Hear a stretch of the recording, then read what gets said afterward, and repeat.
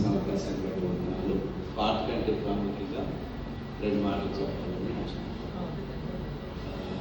2018 సంవత్సరంలో I was diagnosed with brain tumor. 2.75 centimeter brain tumor ని diagnose చేశారు. ఇక్కడే దుబాయ్ ఎన్ఎంసి హాస్పిటల్, అప్పుడు నా వైఫ్ ఎన్ఎంసి హాస్పిటల్ డాక్టర్గా పనిచేస్తుంది కనుక జూలై 5th ఆపరేషన్ ప్లాన్ చేశాడు. అయితే రీజనల్ డైరెక్టర్ ఇక్కడ ఆపరేషన్ చేసుకోవద్దు, డాక్టర్ గారికి ఎక్స్పీరియన్స్ లేదు, బెంగళూరు వెళ్ళమన్నారండి. అప్పటికప్పుడు బెంగళూరు వెళ్ళాను.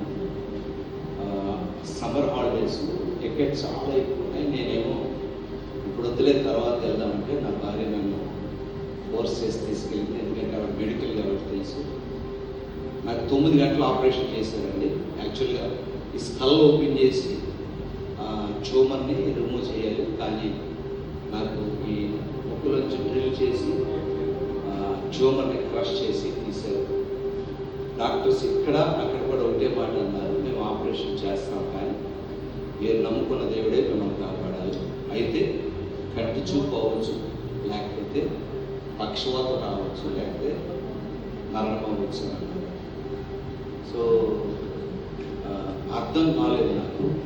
ప్రార్థన చేసుకున్నాను. ఆఖరి పట్ల ప్రభు ఇప్పటి వరకు నమ్మకంగా పరిచయం చేసి నా తల్లి నుంచి ప్రార్థన కొడాలంటే పాల్పడుతు మరియమ్మ, ఆవిడ ప్రార్థన బట్టి నేను సేవ పరిచయంలోకి వచ్చాను. నాకు అసలు సేవ చేస్తాననే ఆలోచన కూడా నాకు లేదు. షార్ట్ చేసి చెప్తా ఉన్నాను. ప్రార్థన చేసుకున్నాను. ప్రభా, నీతిమంతులు వారి తదనంతరం వర్ధిల్లుదులన్నావు. నీ రక్తం చేత నీతిమంతుడిగా తీర్చబడ్డాను. ఒకవేళ ఇదే నా ఆఖరి క్షణాలు అయితే కనుక, నా భార్య విధురాలు అవుతుంది, నా పిల్లల ముగ్గురు తండ్రి అవుతారు కనుక నువ్వే వారిని కాపాడు అని ఒక పుస్తకంలో అన్నీ రాసి, ఇదిగో ఈ బ్యాంకులో ఈ లోన్ ఉంది, ఇక్కడ మనకు ఆస్తులు ఉన్నాయి, ఇక్కడ ఇవన్నీ ఉన్నాయి అని మా పెద్దవాడిని పిలిచి పికప్ చెప్పి ప్రార్థనకి ఆపరేషన్కి నన్ను తీసుకెళ్ళారండి. 9 గంటల ఆపరేషన్ చేశాను. కానీ ఈనాటికి నేను సజీవుడు నా యేసయ్య. సో